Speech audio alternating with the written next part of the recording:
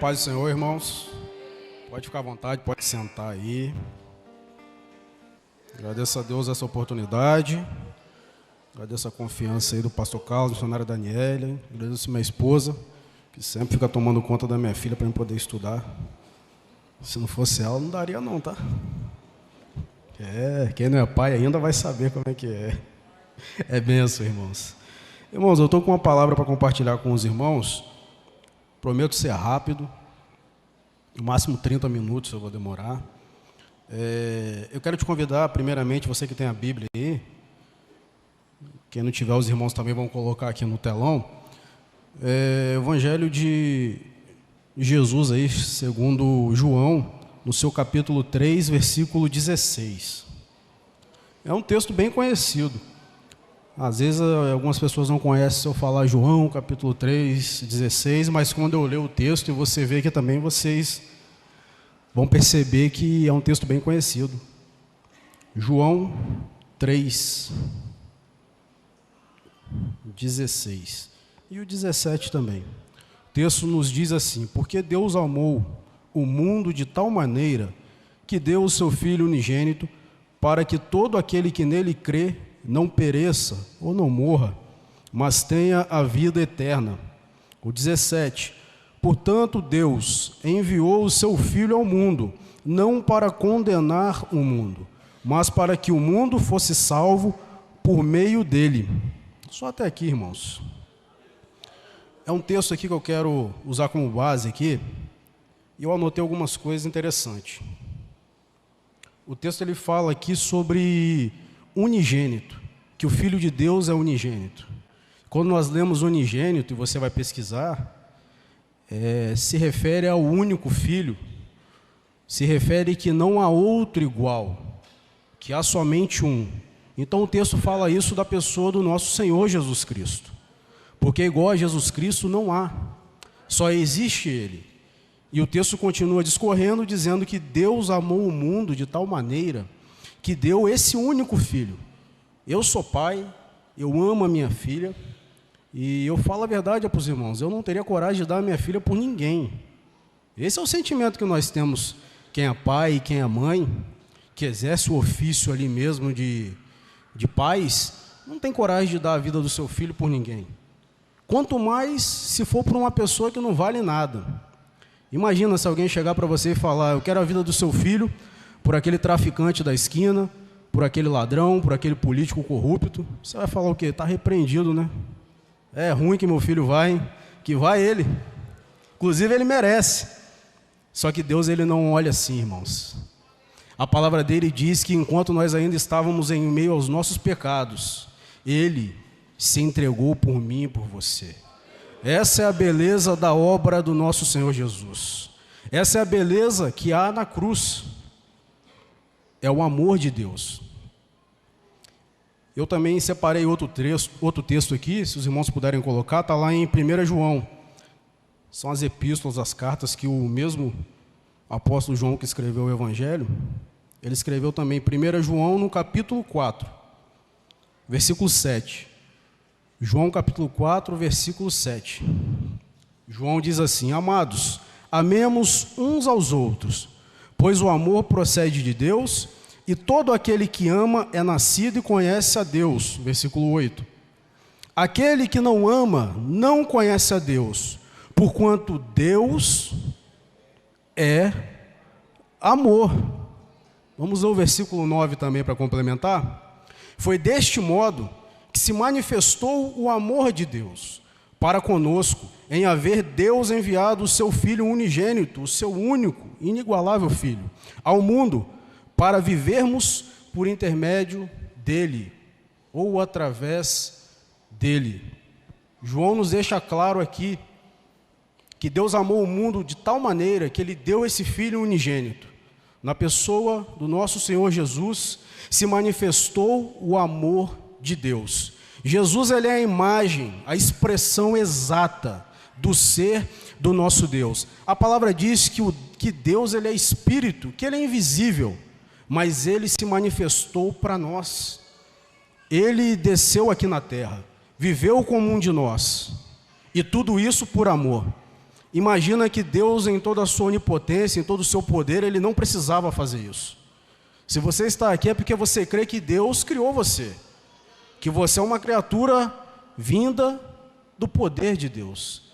Então, se Ele criou e essas criaturas se rebelaram, como no pecado, por que não destruir tudo? Mas, como eu disse, o nosso Deus, Ele é diferente. Ele vê o potencial aonde muitos não vê. Ele vê a pessoa como ela pode ser, antes mesmo que ela seja. E quando Jesus se manifestou na terra, foi Deus dizendo que Ele acreditava, sim, que o homem tem jeito. Foi Deus dizendo que não era o fim, que poderia ter jeito sim. 1 Coríntios, capítulo 13, versículo 13, coloca aqui para mim, por favor. Falando um pouquinho mais sobre amor. O texto diz assim, ó: sendo assim, permanecem até o momento estes três: a fé, a esperança e o amor. Contudo, o maior deles é o amor. Paulo, nessa carta aos Coríntios, ele descreve sobre os dons, as operações que você vê do Espírito Santo, pessoas sendo curadas, revelação, são operações dos dons através do Espírito Santo. Só que Paulo diz que mesmo todo esse poder sendo derramado sobre a terra, o maior deles é o amor de Deus. Sem o amor, Paulo diz que não vale de nada. Se eu não viesse aqui pregar para você, que está aqui hoje com amor no meu coração, crendo que essa mensagem vai mudar vidas, não valeria de nada. Não valeria de nada. Então, tudo que nós vamos fazer, o apóstolo Paulo nos dá o segredo, que é ter amor. O amor, a palavra amor que é citada nesses textos, no grego é conhecida como ágape. Ágape quer dizer um amor que se sacrifica.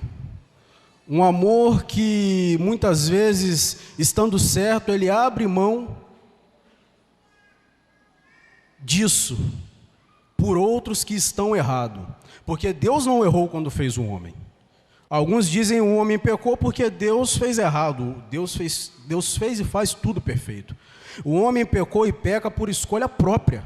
Deus concedeu ao homem o livre-arbítrio. Porque Deus, ele criou pessoas, seres à sua imagem e semelhança, que podem decidir, que podem escolher. Então o homem escolheu o mal. Não foi Deus quem errou, mas foi o homem.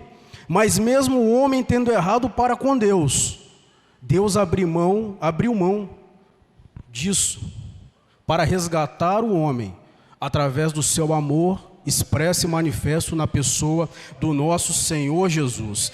É esse Deus que você veio aqui buscar nessa noite, é esse Deus que você veio adorar nessa noite. A palavra dele é clara e diz que ele não veio para condenar. Sabe por que Deus não veio para condenar? Porque quando nós rejeitamos a Deus, nós já estamos condenados. Então, para que Deus ia vir à terra para condenar quem já estava condenado? O propósito de Deus era salvar aquilo que havia se perdido. Esse é o propósito de Jesus. Sabe por que nós estudamos a palavra, nós preparamos o culto, nós estamos fazendo salas, melhorando o templo? Sabe por que nós viemos aqui segunda orar, terça aprender, quarta teologia, quinta tem culto, domingo também? Sabe por quê, irmãos? Nós temos um objetivo: alcançar aqueles que ainda não tiveram a revelação de Deus. Alcançar aqueles que um dia, como eu, como pastor, missionário e outros irmãos aqui, estiveram no pecado, às vezes pior do que alguns que estão aqui.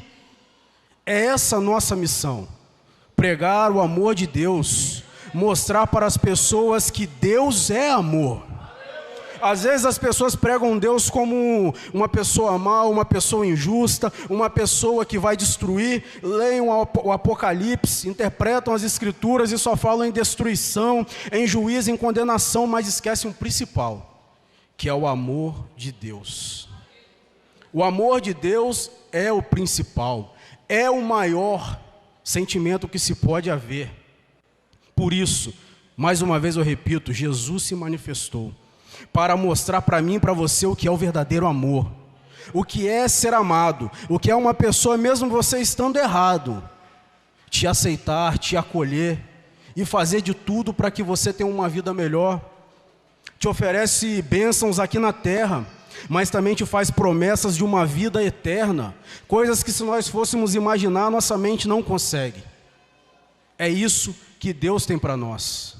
É isso que o amor de Deus quer fazer conosco, nos resgatar. Esse é o objetivo de Jesus ter vindo na terra, resgatar vidas, transformar, libertar, restaurar, dar vida eterna. Esse é o objetivo do nosso Deus. Para ilustrar bem esse amor, esse objetivo, João 4.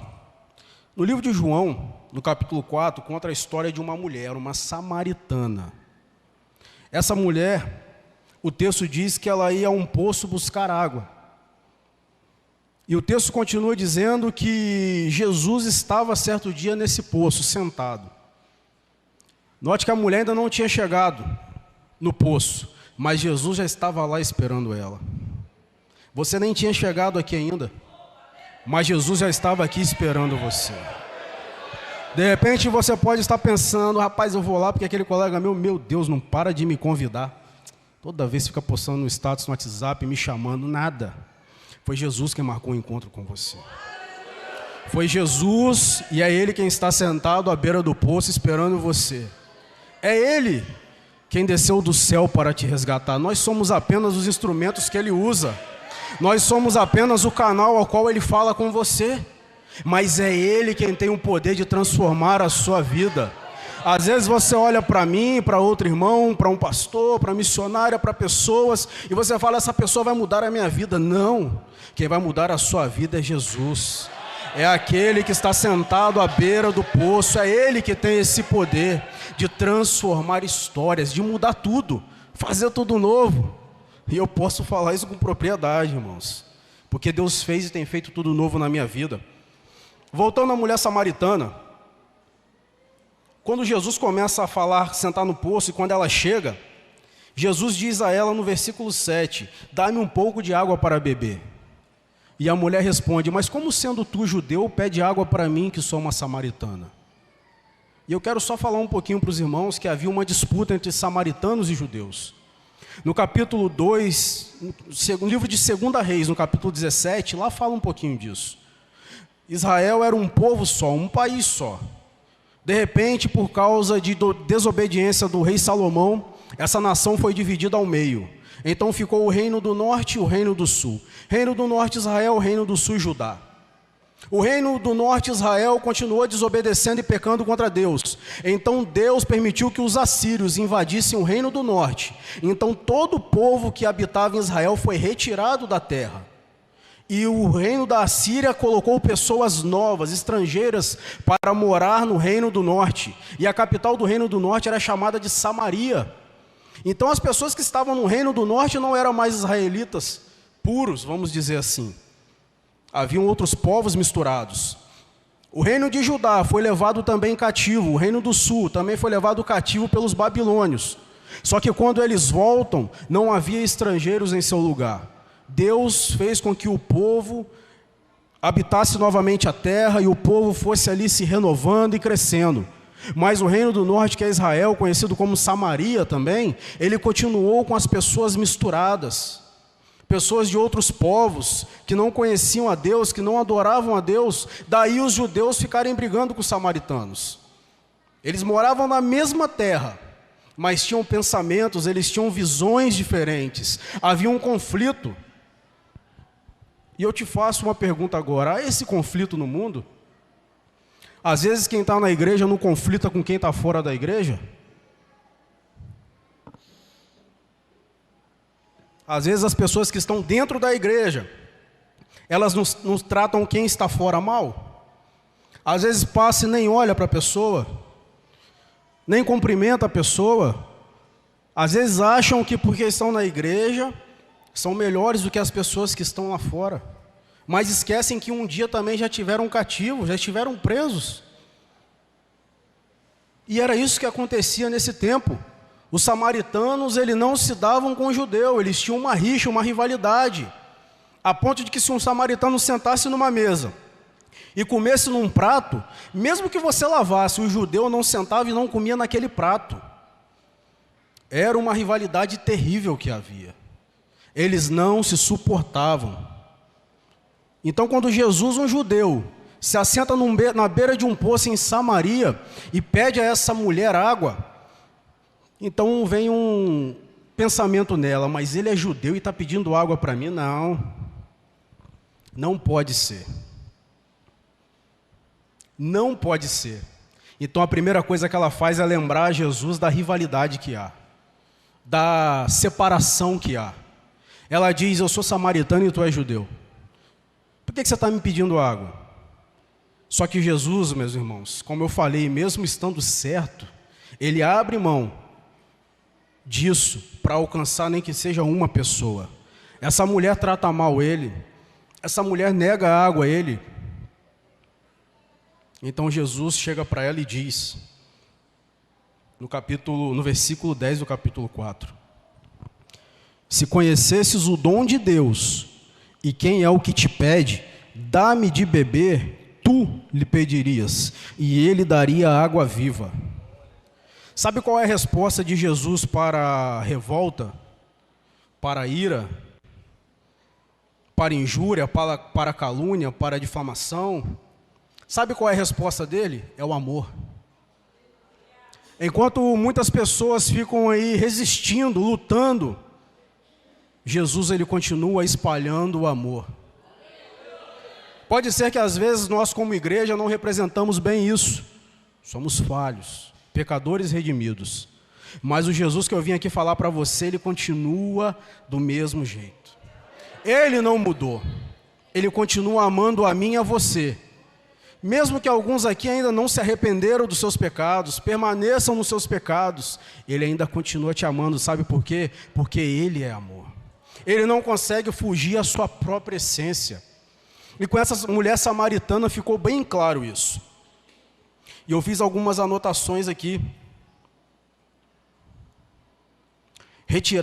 Essa mulher foi para retirar a água do poço. Eu anotei aqui: retirar a água do poço representa o homem tentando saciar a sede da sua alma com o que o mundo tem a oferecer. Essa mulher ia todos os dias retirar a água do poço.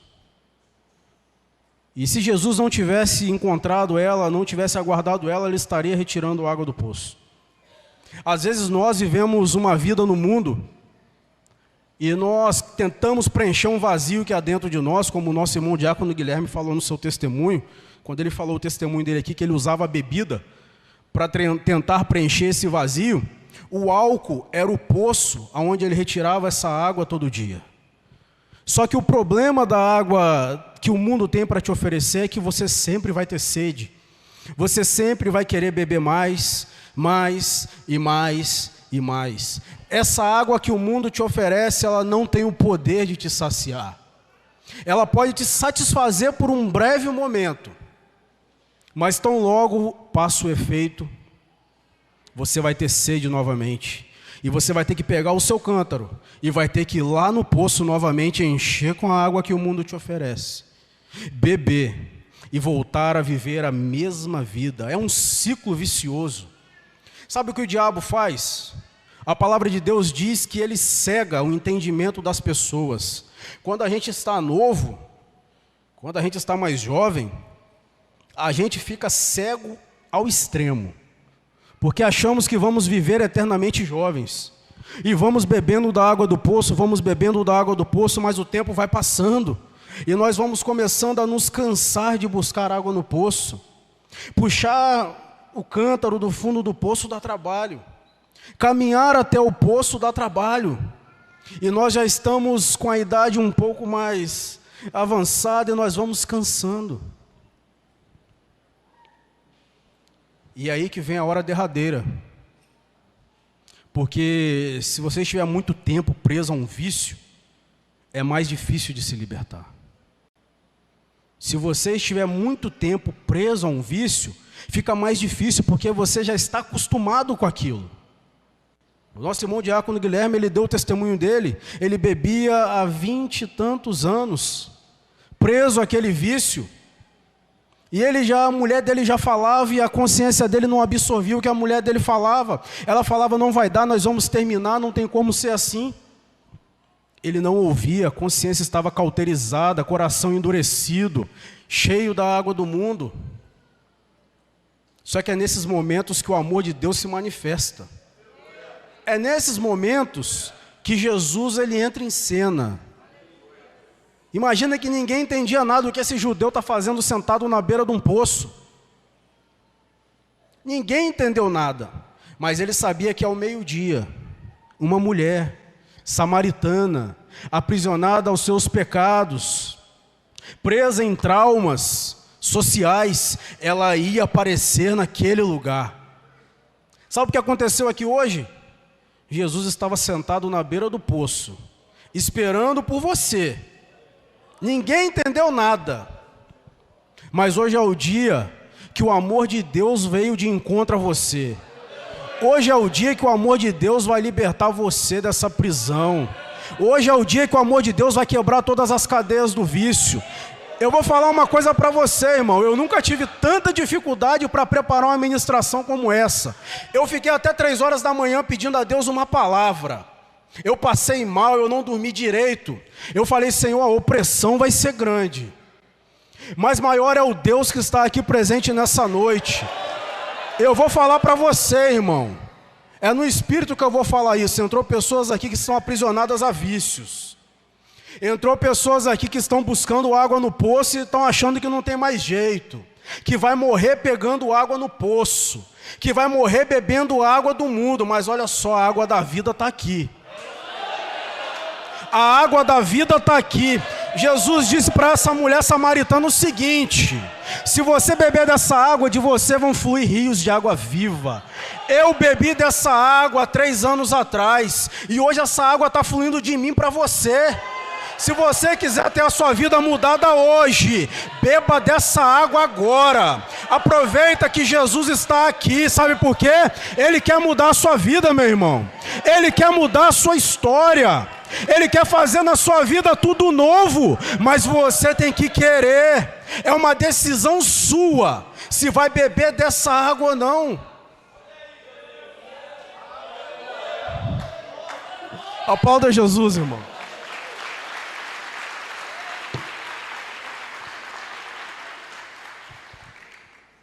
A decisão é sua, irmão. Eu fiquei até meus 30 anos bebendo água no poço. E não adianta que ninguém vai te enfiar água goela abaixo, não. É você que tem que decidir. Essa mulher samaritana, ela teve a oportunidade dela nesse dia. Jesus ministrou a palavra para ela. E ele disse o que eu falei: se você beber dessa água, nunca mais você vai ter sede. É essa água que preenche o seu vazio. É o amor de Deus que tem poder de preencher o vazio que você tem dentro de você. Deixa eu te falar uma coisa: mulher não vai preencher, bebida não vai preencher, droga não vai preencher, dinheiro muito menos. Só Jesus tem esse poder. Eu fiquei 30 anos da minha vida correndo atrás de tudo que você imaginar. Eu era uma pessoa obsessiva em ficar rico. Eu era uma pessoa que tratava mal as outras pessoas. No meu serviço, que eu sou policial militar, eu humilhava pessoas, eu desrespeitava pessoas, eu agredia pessoas, eu era soberbo, orgulhoso, bebendo a água do poço. E aquela água me satisfazia por um tempo, mas eu sempre tinha que ficar indo no poço pegar aquela água. Um dia eu me embriaguei dessa água. Mas quando o efeito passou, eu percebi que havia uma sede dentro de mim que não tinha como ser saciada por nada que esse mundo tem a oferecer. Jesus, assim como fez com essa mulher samaritana, ele abriu os olhos dela. E ele abriu os olhos dela através de uma revelação. Quando ela disse que queria dessa água, Jesus disse: ok, vá chamar o seu marido. E ela disse: Senhor, eu não tenho marido. E Jesus dá a revelação: disseste bem, você já teve 5, e o que você está agora não é seu marido. Olha, no começo, irmão, dói, Porque a palavra de Deus, ela vem de encontro. Ela vem e bate forte em você. A palavra de Deus, ela vai certeira no seu pecado. Mas ela vai com um objetivo: te libertar. A palavra de Deus, ela vem com um objetivo na nossa vida: é nos libertar. Sabe por quê? A palavra de Deus, ela vem carregada de amor. Deus, ele não aponta o seu pecado para dizer você está condenado.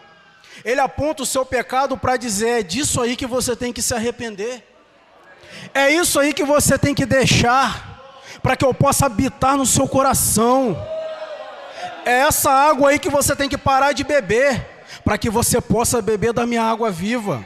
Esse é o objetivo da palavra de Deus. Ela é certeira, ela tem um destino, ela tem um objetivo. E a palavra de Deus, ela pegou firme nessa mulher.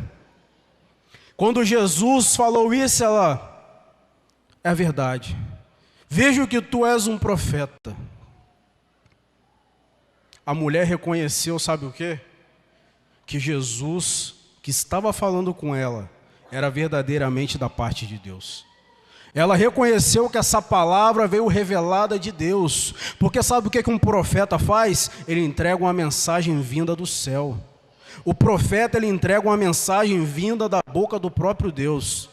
Então, quando Jesus revela isso a ela reconhece que ele era um homem da parte de Deus. E eu anotei aqui que, após ouvir as palavras, a mulher fez duas coisas. Primeiro, ela confessou. Ela disse: o que o Senhor disse é verdade. Só que quando você está nesse processo que a palavra de Deus, ela está falando ao seu coração, o inimigo, ele vem trabalhando o contrário, porque ele não quer perder você, irmão. Satanás, ele quer que nós venhamos a ser condenados, assim como ele está condenado. Então, quando a palavra de Deus vem para falar com você, Satanás, ele joga os dados inflamados, as palavras contrárias. Ele tenta tirar o seu foco. E quando a palavra de Deus bateu no coração dela, o inimigo fez ela lembrar o seguinte: judeus e samaritanos não se dão bem. E ela fala aqui, no versículo 19 e 20, ela fala: mas Senhor, os nossos antepassados adoravam nesse monte, mas os judeus dizem que tem que ser naquele monte em Jerusalém. Sempre que a palavra de Deus chegar no seu coração, Satanás, ele vai tentar roubar a palavra de Deus. Ele vai tentar inutilizar o efeito da palavra de Deus na sua vida. Ele vai tentar tirar o seu foco. Ele vai fazer você olhar para aquilo que você vai perder se aceitar a Jesus. Ele vai começar a dizer: você não vai poder vir aqui no poço pegar água mais. Traduzindo, ele vai falar: você vai ter que mudar a sua conduta. Vai ter que parar de usar droga. Vai ter que parar de beber, vai ter que parar de se prostituir, de trair, de mentir. Ele começa a lançar palavras contrárias e traz à tona tudo aquilo que você vivia. Mas quando você está focado, quando a palavra de Deus, ela penetra no seu coração, não tem nada que atrapalhe o agir dela. Sabe por quê? A palavra de Deus, ela é poderosa, ela é viva, ela é eficaz. Quando você ouve um ministro trazendo a palavra e você dá crédito à pregação, é gerado fé no seu coração. Essa fé no seu coração gera uma esperança. A palavra de Deus diz que sem fé nós não conseguimos agradar a Deus, nós não podemos nos achegar a Ele. Então, quando a palavra de Deus vem, o texto diz que é a palavra que gera fé em nós. A fé vem pelo ouvir a palavra de Deus. Quando você ouve e dá crédito à pregação, dentro de você é gerado fé. Então você começa a focar naquilo que a palavra de Deus está dizendo. E a palavra de Deus, ela começa a gerar uma esperança. Ela gera fé. A fé gera uma esperança. E essa esperança dá espaço para o amor de Deus agir. Essa esperança que é gerada através da fé, que é gerada através da palavra, ela dá espaço para o amor de Deus entrar em você. Essa palavra que você acolhe é a água viva que você bebe. Essa mulher tentou se desvencilhar, mas Jesus continuou dizendo: mulher, É chegado a hora, e já chegou, onde não se adorarão mais aqui em Samaria nem em Jerusalém. Porque o Pai, ele procura um tipo de adorador, aquele que o adora em espírito e em verdade. Durante toda a história, pessoas adoraram a Deus de tudo que é jeito que você pensar. Pessoas tentaram usar até o próprio corpo para se achegar a Deus. Mas para adorar a Deus tem que ser em espírito e em verdade. Para adorar a Deus, você tem que adorar Ele de todo o seu coração. É você dizendo: Deus é meu Senhor. É isso que eu quero para a minha vida. Senhor, eu preciso de uma mudança. Eu preciso ter a minha vida transformada. É ninguém precisar ficar falando para você que você tem que largar isso ou largar aquilo. Sabe por quê? Ninguém nunca falou para mim: você tem que parar de fazer isso ou aquilo. Não. Quando a palavra de Deus penetrou no meu coração, eu automaticamente enxerguei que tudo aquilo que eu estava fazendo era contrário à palavra de Deus. E eu decidi abandonar aquela vida que eu estava vivendo. Essa mulher samaritana decidiu isso. O texto diz que quando Jesus diz isso, ela fala: é verdade, Senhor. Eu sei que o Cristo, o Messias, virá e um dia nos esclarecerá tudo. Deixa eu te falar uma coisa, irmão. Esse Messias, esse Cristo, essa esperança que você está esperando, seja lá o que você esteja esperando, já chegou. Jesus, o amor de Deus, ele já se manifestou na terra. Só há um meio de você ter a sua vida transformada, e é através dele. Não há outro que tem poder de te libertar do seu pecado. Você pode ir para a clínica de recuperação, reabilitação, você pode fazer promessa, campanha. Se você não receber Jesus na sua vida, você não vai ser liberto. O nosso irmão Diácono Guilherme deu o testemunho dele. 20 e tantos anos bebendo, alcoólatra. Como que uma pessoa para de beber na hora, amassa uma lata de cerveja e fala: eu não bebo mais? Como? Me diz um psicólogo que explica isso. Uma clínica de recuperação que tem esse poder, me fala. Me fala que consulta ao psicanalista tem o poder de fazer um homem parar de mentir, de trair a sua esposa, de fornicar. Fala para mim. Não tem, irmão. Só Jesus tem esse poder. Essa mulher samaritana tentou achar em maridos a solução para o vazio dela, teve 5. E no final ela já estava com um que nem dela era. Sabe o que aconteceu? Depositando a confiança em pessoas e coisas erradas. Depositando a esperança em coisas que não têm o poder de transformar a sua vida. Foi isso que essa mulher fez. Mas Jesus entrou em cena. E ele mostrou para ela como é que se faz de verdade. É confessando, é se arrependendo, é dizendo: Senhor, eu não quero mais isso. Eu vou parar de ficar me enganando e dizendo que eu faço essas coisas, que o Senhor é bom, que Deus é bom, que Deus é Pai. Não, para. É dizendo: Senhor, eu quero uma mudança de vida hoje. Eu quero a minha vida transformada hoje.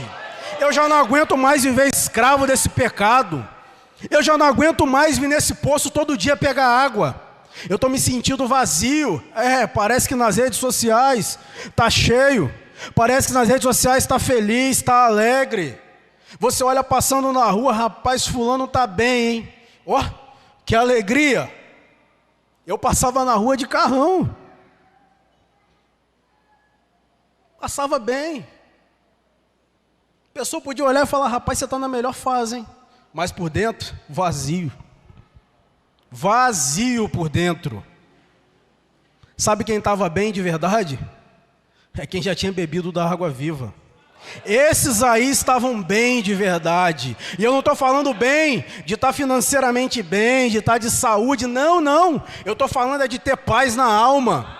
É de poder deitar na cama e não ficar com medo de, se o arrebatamento aconteceu, ficar para trás. Se Jesus voltar, as pragas do Apocalipse cair sobre a minha vida. Se eu morrer agora, onde que eu vou abrir os olhos? Quantas vezes eu pensei isso? Saía para trabalhar e pensava: se eu trocar tiro com alguém e eu morrer, onde é que eu vou abrir os olhos? Eu sabia a resposta, só não queria falar. Mas um dia eu encontrei ele. Irmão, sentado na beira do poço que eu ia pegar água.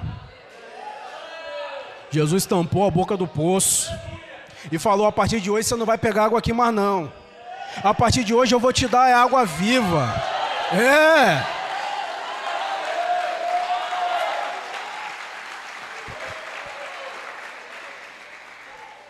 O Ministério de Louvor pode estar se preparando aqui, que eu já vou finalizar.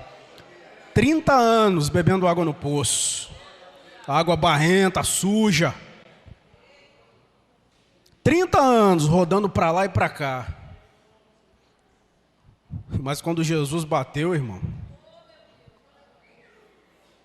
Ele expôs todos os meus pecados. E não foi num telão não, foi para mim.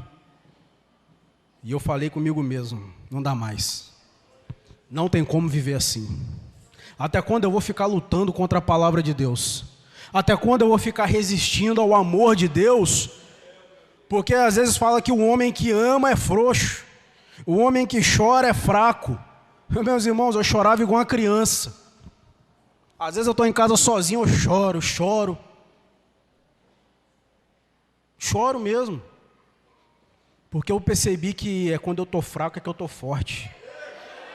Sabe o que eu percebi? Que quando eu desarmei, quando eu derrubei as fortalezas que impediu o amor de Deus de chegar a mim, eu vi que era um personagem que eu vivia.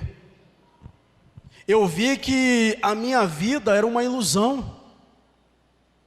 E sabe qual é o fim da ilusão? Vazio, nada. Essa mulher estava assim, iludida, presa a conceitos, presa a palavras contrárias, a tradições. Mas Jesus é mais do que isso, irmão. Jesus, ele não é uma religião. Religião é importante, sim. Jesus, ele não é uma igreja, uma denominação. Tudo isso é importante. Mas ele é muito mais do que isso. Ele falou para essa mulher: eu sou judeu, você é samaritana, e daí? Eu quero te salvar. Eu quero mudar a sua vida. Sabe o que Jesus está dizendo para você nessa noite? Eu quero te salvar. Eu quero mudar a sua história. Eu não quero saber o que você fez. Ei, a partir de hoje é tudo novo. Essa mulher voltou para Samaria, jorrando água da vida, meu irmão. Ela chegou para o povo e disse: olha, eu encontrei um homem que disse tudo que eu tenho feito, mas ele me deu algo diferente. Ele me deu algo que eu não conseguia em lugar nenhum. E eles perguntando, eu conjecturando: o que é, mulher? Vem. Apocalipse, no seu último capítulo, no seu penúltimo versículo, há um chamado, há uma convocação do Espírito da igreja. Sabe o que ele diz? Aquele que tem sede, vem. Aquele que tem sede, vem e beba dessa água que flui do trono de Deus. Eu sou apenas a fonte por onde a água passa, mas ela flui lá do alto, irmão.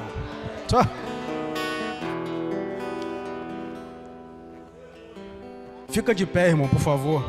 Fica de pé comigo. Você pode dar glória a Deus, irmão? Jesus ainda salva, irmão. Ei, Jesus ainda muda história. Eu estou falando para você que eu estava afundado no pecado. Eu estava morto e não sabia. Mas um dia eu bebi dessa água. E sabe qual é o chamado para você hoje? Vem beber dessa água. Eu vou chamar à frente aqui você que quer beber dessa água e quer ter a sua vida mudada. Eu vou chamar à frente aqui pessoas que estão cansadas de pegar água em poço. Pessoas que estão cansadas de viver uma vida vazia. É uma fake news. É vida de verdade que Jesus tem para você nessa noite. Hoje sou eu que estou aqui jorrando água da vida, mas amanhã pode ser você. Jesus, ele quer agir através da sua vida, meu irmão. Jesus, ele quer salvar você para alcançar outros. Jesus quer salvar você para alcançar a sua família, o seu bairro, os seus amigos. Se você quer, o convite é esse. Vem aqui na frente. Nós vamos orar por você. Não fica com vergonha não, eu também já tive vergonha. Nós vamos orar por você. Vem, vem, vem, vem.